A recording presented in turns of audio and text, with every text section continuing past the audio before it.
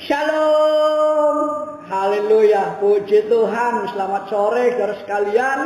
Saya bersyukur kepada Tuhan buat anugerah yang luar biasa sore hari ini. Saya bisa diberi kesempatan untuk bagikan berkat firman Tuhan. Terima kasih buat kesempatannya di sore hari ini, di mana saya bisa bagikan berkat firman Tuhan. Terima kasih. Ini adalah satu kemurahan Tuhan, satu anugerah yang sangat-sangat berharga. Puji Tuhan, sebelum saya bagikan firman Tuhan, saya akan perkenalkan diri dulu. Nama saya Pendeta Petrus Dela, saya asli Dayak, namanya Dayak Siang dari Murung Raya. Saya disabilitas tunanetra sejak usia 14 tahun, pada waktu saya duduk di bangku SMP, kelas 1 SMP. Dan saya lahir dari keluarga yang bukan Kristen, dari kakek nenek sebelah, baik dari ayah saya maupun dari ibu saya. Dan puji Tuhan, tahun 2004 saya alami perjumpaan dengan Tuhan. Nah, saya dibaptis dan saya lahir baru.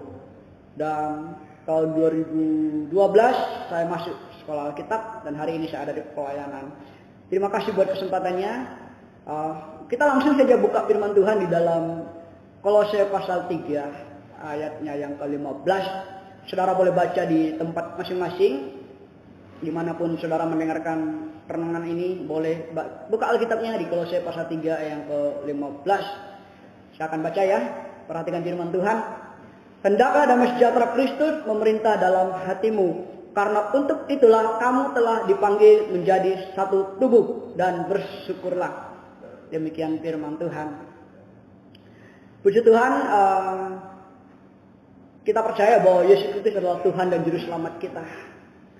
Dan Yesus Kristus yang adalah Tuhan dan Juru Selamat kita, Dia sudah dinubuatkan dalam perjanjian lama, khususnya dalam kitab Nabi Yesaya ya. Dia sudah dinubuatkan sebagai Raja Damai. Makanya dikatakan di Yesaya pasal 9 itu, datanglah ya Raja Damai. Datanglah ya Raja Damai. Ketika Yesus lahir pun para gembala-gembala menyaksikan di mana malaikat datang memberitakan kabar baik. Hari ini telah lahir bagimu Juru Selamat di kota Daud. Kemudian para malaikat di surga sekumpulan banyak, berlaksa-laksa jumlah malaikat di surga bernyanyi damai di bumi di antara manusia yang berkenan kepadanya. Bahkan ketika Yesus bangkit dari kematian 3 hari, di mana dia menjumpai murid-murid yang dalam ketakutan di dalam sebuah rumah, Yesus berkata, "Shalom, damai sejahtera bagimu." Dan sebelum dia naik ke surga, dia juga bilang, "Damai sejahtera kutinggalkan kepadamu, damai sejahtera kuberikan kepadamu." Jadi Tuhan Yesus datang ke bumi dengan satu tujuan, menebus kita manusia yang berdosa. Tapi bukan hanya itu saja, Dia juga memberikan Roh Kudusnya, dan Dia juga memberikan damai sejahteranya buat kita. Jadi damai sejahtera itu Tuhan tidak bawa ke surga, tetapi damai sejahtera itu Dia tinggalkan, Dia berikan kepada kita. Jadi setiap kita yang mau merasakan, mau mengalami damai sejahtera itu, kita harus datang dan ambil damai sejahtera Kristus itu. Jadi setiap orang percaya yang sudah menerima Yesus sebagai Tuhan dan Juru Selamat, yang sudah menjadi Kristen, seharusnya mengalami damai sejahtera itu. Tapi yang menjadi pertanyaan sekarang adalah bagaimana supaya damai sejahtera Kristus itu bisa memerintah di hidup kita. Seperti ayat yang kita baca, Kolose 3 ayat 15 tadi, hendaklah damai sejahtera Kristus memerintah dalam hatimu. Jadi damai sejahtera yang Kristus berikan itu harusnya memerintah di hati kita. Dengan damai sejahtera Kristus memerintah di hati kita, maka kita bisa memancarkan damai sejahtera itu kemanapun kita pergi dan berada. Cuma yang menjadi masalah dan persoalan adalah ada banyak orang Kristen, ada banyak orang percaya yang belum merasakan damai sejahtera, yang belum menerima damai sejahtera itu, karena ada hal yang belum dibereskan. Bagaimana caranya supaya damai sejahtera Kristus atau damai sejahtera yang daripada Tuhan Yesus itu bisa memerintah di hati kita dan hidup kita? Yang pertama adalah bereskan hati. Karena selama hati kita tidak dibereskan, damai sejahtera Kristus tidak akan pernah bisa kita rasakan. Damai sejahtera Kristus tidak akan pernah bisa punya tempat di hati kita. Jadi yang pertama, kita harus bereskan hati kita. Mungkin hati kita terluka, mungkin hati kita kecewa, mungkin hati kita marah, mungkin hati kita benci, mungkin hati kita dendam dengan orang lain. Selama ada kemarahan, kebencian, sakit hati dengan orang lain, damai sejahtera tidak akan pernah kita bisa rasakan. Tidak akan pernah kita bisa nikmati di hidup kita. Itu sebabnya yang pertama adalah bereskan hati kita. Supaya apa? Supaya kita bisa membawa damai sejahtera kemanapun kita pergi. Jadi kita pergi kemanapun bukan lagi cari damai, tapi bawa damai. Ada banyak orang salah kan? Cari damai dengan cara yang salah. Lebih parahnya di tempat yang salah. Ada juga orang cari damai ke gereja cari damai, ke pelayanan cari damai. Ada juga orang menikah tujuan cari damai tapi tidak menemukan damai. Kenapa? Karena hatinya belum punya damai. Jadi kita seharusnya bukan cari damai lagi tapi bawa damai. Kita pelayanan, kita masuk gereja, kita bergaul di masyarakat, kita melayani, kita menikah, kita apapun tujuan hidup kita bawa damai, bukan cari damai. Jadi kita harus memperoleh damai dulu dari Kristus. Caranya membereskan hati kita izinkan damai sejahtera Kristus bertahta dan memerintah di hati kita. Jadi yang pertama, ingat, bereskan hati. Selama hatimu belum dibereskan, kemanapun engkau pergi, engkau tidak akan pernah bisa menemukan damai sejahtera. Karena damai sejahtera tidak ditemukan dimanapun, melainkan damai sejahtera hanya ditemukan di dalam Yesus. Dan itu pun tergantung apakah engkau mau membuka hati supaya damainya memerintah di hidupmu dan hatimu. Ya, yang pertama, bereskan hati. Langsung masuk poin 2. Yang kedua, bagaimana damai sejahtera Kristus bisa memerintah di hati kita dan hidup kita. Yang kedua adalah belajarlah untuk bisa berpikir positif. Selama pikiran kita positif, positif juga perasaan kita. Selama pikiran kita positif, maka apa yang kita rasakan juga pasti positif. Dan itu akan melahirkan keputusan, tindakan, perkataan, semua yang positif. Selama pikiran kita negatif, perasaan kita negatif, keputusan kita, tindakan kita, perilaku kita, semua negatif. Jadi belajarlah untuk isi pikiran kita dengan pikiran-pikiran positif. Itu sebabnya firman berkata, Filipi 4 ayat 8, semua yang baik, semua yang mulia, yang manis, yang sedap didengar, yang patut dipuji, semuanya yang baik, yang baik, yang baik, yang baik, yang baik, yang baik, pikirkan. Itu yang harus kita isi di pikiran kita. Jadi pikiran kita ini menentukan hati kita. Selama pikiran kita jahat, jahat juga hati kita. Jahat juga perilaku kita, tindakan-tindakan kita. Jadi selama pikiran kita memikirkan pikiran-pikiran yang positif, pikiran-pikiran Kristus, yang kita rasakan adalah hal-hal yang berhubungan dengan Kristus, dan tindakan keputusan kita juga hal-hal yang menyenangkan Kristus. Poin 2 adalah berpikir positif. Yang ketiga adalah bagaimana damai sejahtera Kristus bisa memerintah di hati kita dan hidup kita. Yang ketiga adalah buanglah setiap kekhawatiranmu. Karena yang saya pelajari adalah salah satu hal yang menjadi penghalang yang membuat orang tidak bisa merasa damai sejahtera adalah karena hidupnya dipenuhi dengan ketakutan dan kecemasan dan kekhawatiran. Orang yang khawatir tidak akan pernah bisa merasa damai sejahtera. Orang yang khawatir tidak akan pernah bisa merasa sukacita. Orang yang khawatir selalu merasa cemas, selalu merasa tertekan, dan akhirnya dia tidak pernah bisa merasa tenang, tidak pernah bisa merasa damai sejahtera. Mari belajarlah untuk membuang setiap kekhawatiranmu. Banyak hal yang bisa membuat orang khawatir. Jangan saudara pikir orang khawatir itu orang yang sakit, orang sehat pun bisa khawatir. Jangan Anda pikir orang yang khawatir hanya orang yang tidak punya apa-apa, nggak punya uang. Orang yang punya uang pun bisa khawatir. Sedangkan kita dengar orang sukses, orang kaya ternyata berakhir dengan tragis, gantung diri dan sebagainya. Ya, buanglah kekhawatiranmu. Itu sebabnya Yesus berkata, jangan khawatir, jangan khawatir, jangan khawatir. Kekhawatiran itu sangat-sangat menjadi penghalang serius damai sejahtera Tuhan. Menjadi penghalang serius sukacita Tuhan. Hidup kita tidak akan pernah dipenuhi dengan sukacita, dengan damai sejahtera, kalau hidup kita dipenuhi dengan kekhawatiran. Dan terkadang juga apa yang kita khawatirkan itu belum tentu terjadi. Itu sebabnya jangan pernah khawatir tentang sesuatu. Bukankah Yesus juga berkata, kesesalan sehari cukup untuk sehari.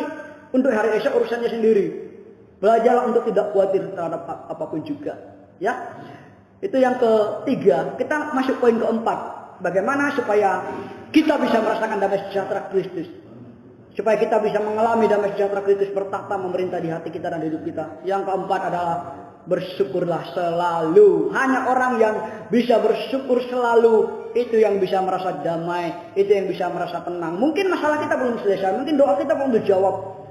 Mungkin badai hidup yang menerpa kita belum tenang, tapi hati kita sudah dibuat tenang sama Tuhan kalau kita bersyukur. Itu sebabnya firman berkata juga di 1 Tesalonika ayat yang ke 1 Tesalonika 5 ayat 16, 17, 18 itu dikatakan, bersukacitalah senantiasa dan tetaplah berdoa dan mengucap syukurlah dalam segala hal, sebab itulah yang dikehendaki Allah dalam Kristus Yesus bagi kamu. Di dalam pengiringan kita kepada Tuhan, di dalam kekristenan kita, Tuhan mau kita bersyukur. Bersyukur dengan apa yang ada, bersyukur dengan apa yang Tuhan sudah beri. Terlalu banyak kebaikan Tuhan, kemurahan Tuhan yang kita sudah terima. Jangan kita terlalu sibuk ngitung berkat orang lain. Bersyukur dengan apa yang sudah ada pada kita. Bersyukur dengan apa yang Tuhan sudah beri. Napas ini Tuhan sudah beri. Bahkan napas ini juga gratis Tuhan kasih. Kalau kita dengarkan banyak cerita atau kesaksian orang-orang di rumah sakit itu yang nggak bisa bernapas itu pakai oksigen itu bayar sekali bernapas. Kita dikasih napas sama Tuhan gratis. Bukankah itu satu kemurahan yang luar biasa? Detak jantung kita ini juga satu berkat Tuhan yang luar biasa. Kita bisa bergerak, kita bisa makan, bisa merasakan nikmatnya makanan, kita bisa merasakan bisa tidur, itu pun berkat Tuhan yang luar biasa. Patut bersyukur kita kepada Tuhan. Selama kita melakukan keempat poin yang saya bagikan sore hari ini, pastikan hidupmu dipenuhi dengan damai sejahtera. Tapi selama engkau tidak melakukan empat hal ini, damai sejahtera Kristus tidak akan pernah kau rasakan. Selama engkau tidak bereskan hatimu, selama engkau tidak pernah berpikir positif, selalu negatif saja yang ada di pikiranmu, selama engkau tidak membuang kekhawatiranmu, selama engkau selalu tidak pernah bersyukur, selalu bersungut-sungut, menyalahkan keadaan, menyalahkan Tuhan, menyalahkan orang lain, pastikan hidupmu akan kacau, hidupmu akan terpuruk.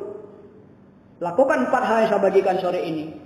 Saya juga belajar aplikasikan, praktikkan firman yang saya bagikan sore hari ini. Saya juga terkadang ada saat-saat tertentu di mana saya kadang khawatir, tapi saya belajar untuk bisa memanajemen kekhawatiran itu. Inilah kabar baiknya. Kita anak-anak Tuhan, kita sebagai orang percaya kadang bisa saja kadang-kadang khawatir. Tapi bedanya kita sebagai anak Tuhan, kita mampu, kita bisa memanajemen, menguasai, mengontrol kekhawatiran itu. Dan kita bisa belajar untuk bagaimana membereskan hati kita belajar bagaimana hati kita dibentuk sama Tuhan. Kita juga bisa belajar bagaimana kita berpikir positif. Kita juga bisa belajar bagaimana kita bersyukur kepada Tuhan. Selama 4 hal yang saya bagikan sore ini, pastikan hidupmu diberkati. Pastikan hidupmu tenang. Pastikan hidupmu sejahtera. Tidak tergantung kondisi, situasi, dan keadaan. Mau sehat, mau sakit, mau kekurangan, mau kelimpahan.